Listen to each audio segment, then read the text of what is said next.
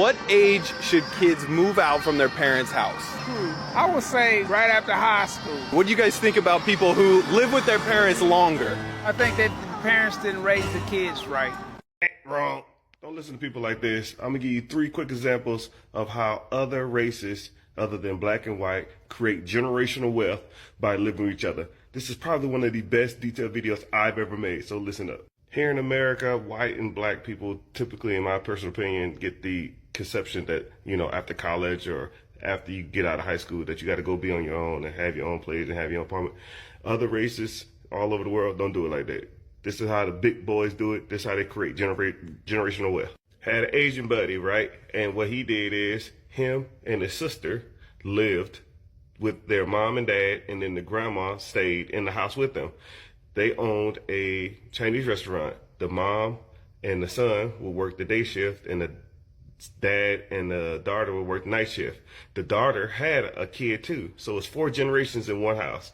And what would happen is the grandma will watch the kids and babysit the kids, so now they don't have daycare, and then they keep everything in the family. So the mom and dad pays the son and pays the daughter, so they can pretty much live rent free, and they can pretty much, all they gotta pay is their car and save up their money, so whenever they get older, they can take over the business and then go put down payment on their house or just inherit the house. That's one.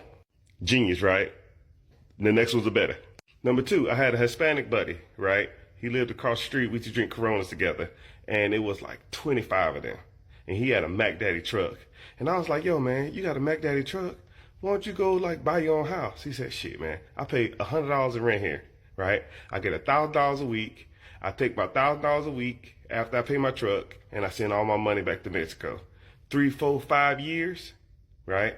I have about $100,000 to $150,000 save up. I'm gonna buy me a nice little house down there, and I'm living the rest of my life. I'm good. I was like, damn, that's fucking genius. Why don't other people do that? Say, hey, Holmes, I don't know. That's number 2. Third one's the best one. Have you noticed a lot of Indian people, they own hotels or gas stations and their last name Patel, right?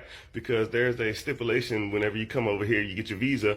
If you change your last name to Patel, you qualify for certain grants and certain loans. So say I had a homeboy, I told him to come over here, he's gonna live with me, right? And then I have another homeboy and they all live with me. So it's like 5 families in one Indian house.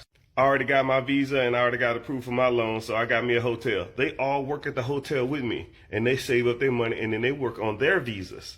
And they work on their loans, because you don't have to pay the loan back if you come from certain countries for like 5 years for your hotel or your gas station, right? So by the time they get approved, then they move out, and then they buy their own house, and then they move people from Pakistan or India into their house, and now it's 5 families in there. That's how you get rich, baby. Don't listen to people like this. Mr. Richard, like and follow for more.